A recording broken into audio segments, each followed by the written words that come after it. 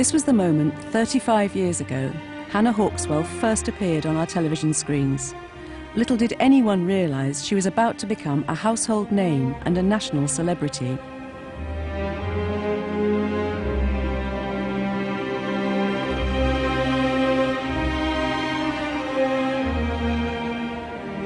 No one could believe that in the 20th century anyone, let alone a woman, was still living such a harsh life, weathering some of the worst winters on record, at her remote farm in the High Pennines.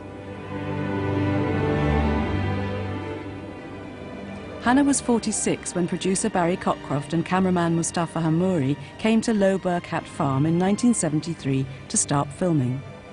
They returned many times over the next 2 decades to chart Hannah's struggle to remain on the farm. Hannah Hauxwell was left on her own when her mother, the last of her family, died 12 years ago. In the house, there's no electricity, no water on tap.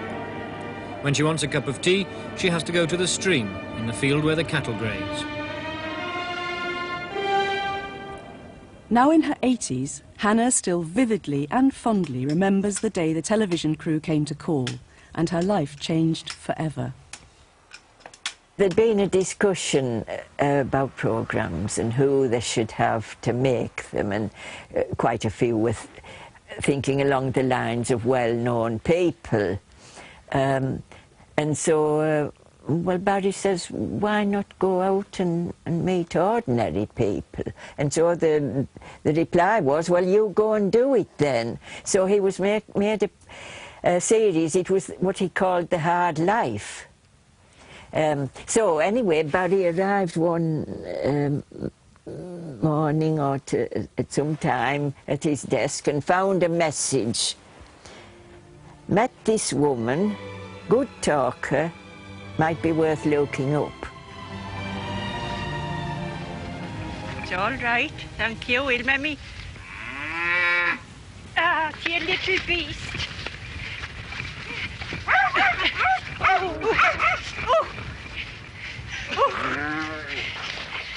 Oh, you little beast. Well, he said it was lovely, and Mustafa behind the cameras talking very quickly, as he did. And I loved having them. I was sorry when they went. They were lovely people. I would say I was very lucky that Barry was, in the first place, the man he was, and also that I liked Mustafa, and you know, I just liked them. And of course they became friends, and I just liked them, and I was sorry when they went. I missed them when they went. Hannah's plight gripped the millions of television viewers who watched, and Yorkshire Television's switchboard was jammed for 3 days by people wanting to find out more and help her in some way. My father died when I was 7, and my uncle came to manage the farm for us. Uncle used to say sometimes, you know, there was repairs and things to be done. Maybe a beast had broken the thing that its chain was tied to, and things like other things. And Uncle would say, announce, I'm going to do so-and-so, and I shall require a labourer, which was never well received.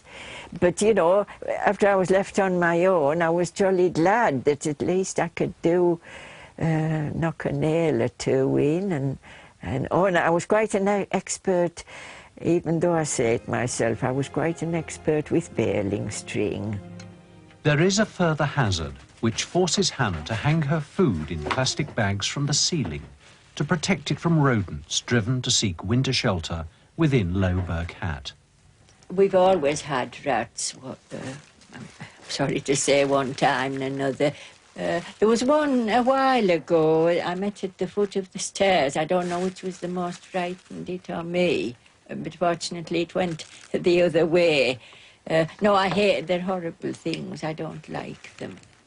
It wasn't easy. There was the good side and the not so good.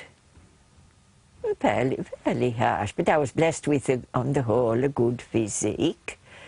and I liked the animals, and I didn't have to, which wouldn't have suited me at all, I didn't have to take orders from anybody. Well, this is Rose, of course, the mother cow, and grandmother now.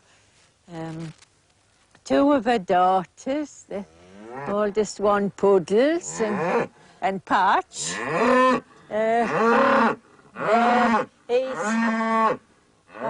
He's a grandson, Bubbles, the big one. And he's another grandson, the little Peekaboo. They're half-brothers, those two. I sometimes think they're like me little family, and sometimes rather like children, especially the little ones, because you bring them up from babies. Ooh.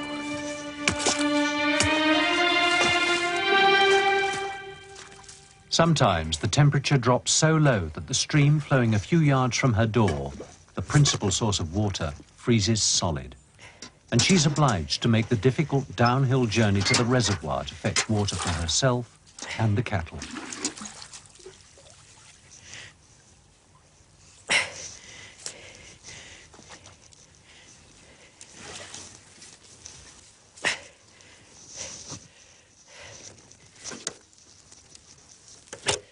For the cattle, I used to go to down what we call the new road to the bridge, to Boulder Bridge, and carry buckets. But you never know how much water you need or how much the cattle need till you're short.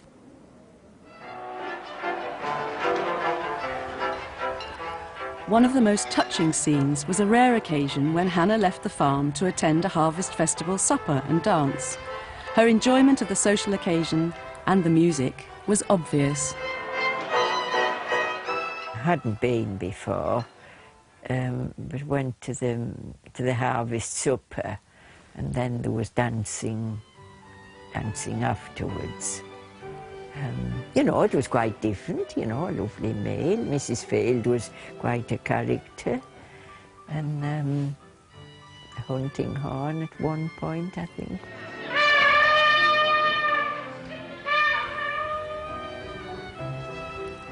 But in some ways, the Harvest Festival celebrations only served to emphasise Hannah's loneliness and sense of isolation.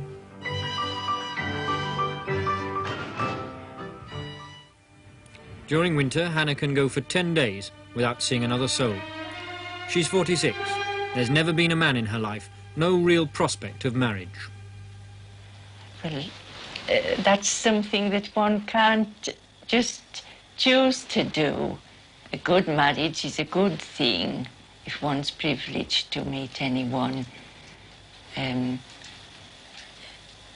think there's all the difference in the world between a good marriage and being on one's own. But of course, if it isn't a success, well, I think there can be nothing worse than being obliged to share a roof with someone you're utterly at variance with. That's terrible.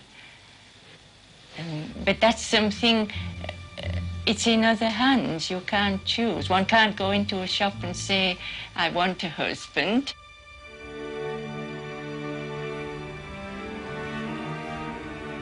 Hannah Hauxwell remained alone at her beloved Low Birkhat farm for another 15 years.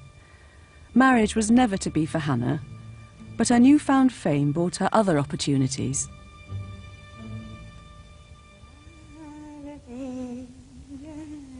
The documentary had turned Hannah into a national celebrity, and the film crew followed her getting ready for her first big trip outside the Dale. Among the invitations was a request to attend the Women of the Year lunch in London as a guest of honour. She had never been to London before, so she prepared very carefully.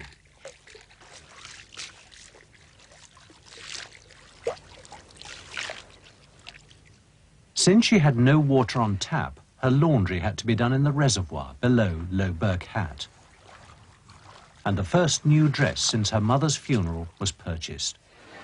And a Hauxwell.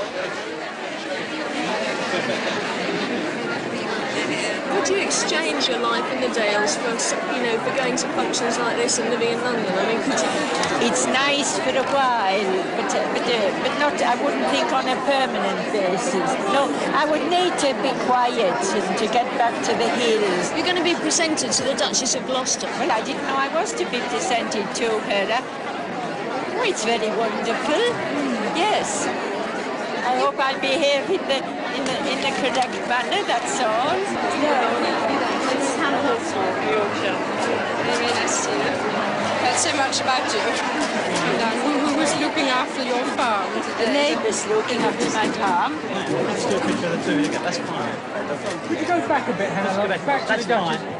This is where we have to talk very naturally. Because usually the press tells you what to talk about. Yes. At least we don't get that today. To begin with, the event, I don't know if it still is, it was at that time held at the Savoy Hotel, and so Barry was saying this, that and the, you know, different outlining details and so forth, and he said, oh, by the way, you'll be staying at the Savoy. Well, I'd never stayed in a hotel in my life before. So, man, I said to a friend recently, there's nothing like starting at the top, is there? But Hannah returned home to the Dales, little realising her life was about to change once again in a way she could never have dreamt.